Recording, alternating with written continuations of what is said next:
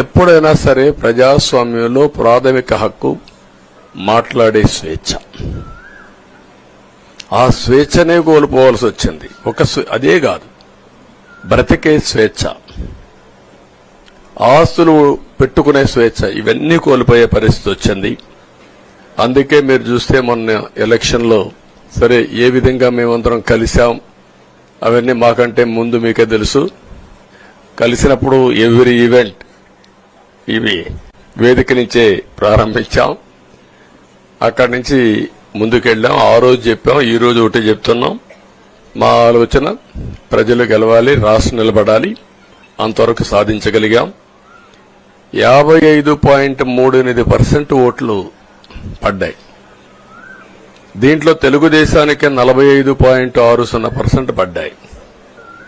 వైసీపీకి 39.37%